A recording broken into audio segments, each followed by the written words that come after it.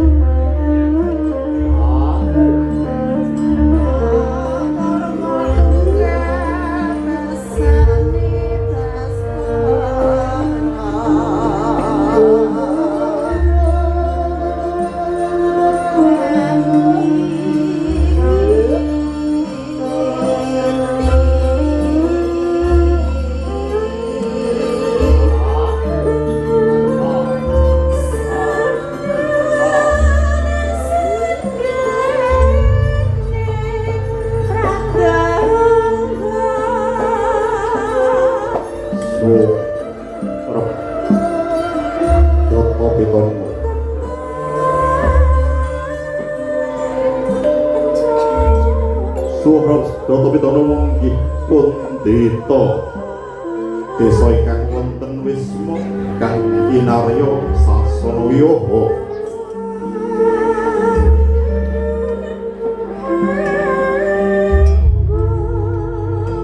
lha punika padukuhan duwet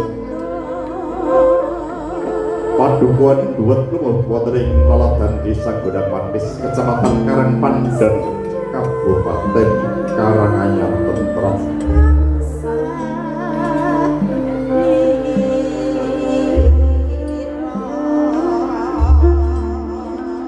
pantes kinarya purwane carita mujudaken setunggaling padukuhan ingkang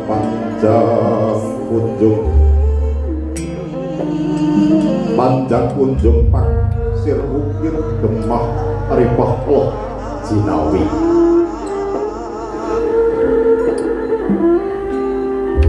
panjang kang dadi pocapan kunjung dhuwur kawibawani pasir wawan den ukir gunung gemah ripah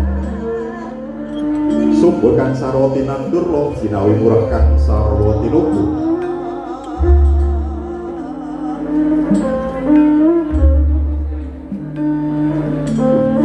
mangkono sinoso kathah tintai Gusti kakasungan akasa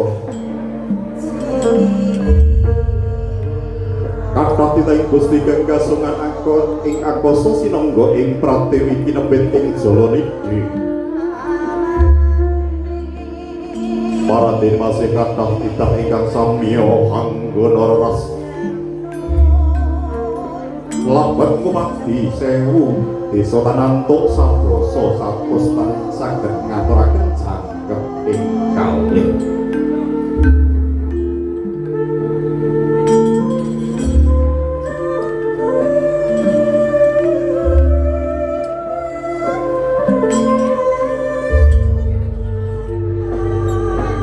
Pito kang patumpo pindo wang wikilopo es diring dihamu nulot edin daing budaya kang prayonto abdi luhung budaya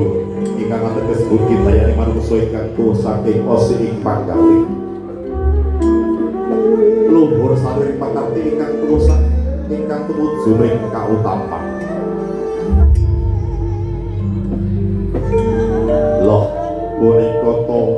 wis manipun buwet jaimin Ibu Suyatmi ingkang kinarya sasana wiwaha mujudaken setunggaling wisma ingkang rinengga ingkang endahan sajuru Ramepan maaf ning kuwani dinata katon endi dadosaken asrining ingkang samya handulu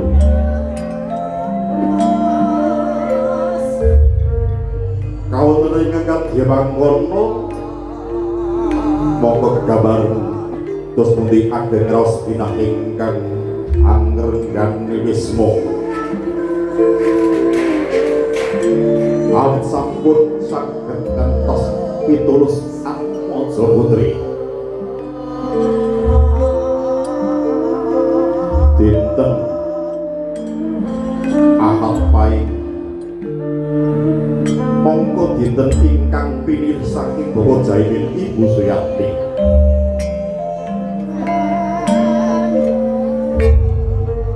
tasebut saged mujudaken dinten ingkang kebak kabahagiaan tuwin kamulyan milot kakempeleken sanak kadang sutresna pamumitra ketepangan angrenggane wisma pawiwahan sun puji murid sawring ganti purwa padya wasomandya rahayu jajak jujuk ingkang jinangka mangkono ingkang hangembane wuwus angkati Sakaboja temanten putri ketingal sembodo ing karya Geni Rumasana hangan diri Sakaboja temanten putri saking sastra busana arsa kalengaken wonten ing sastra mulya kebak ing pangati ati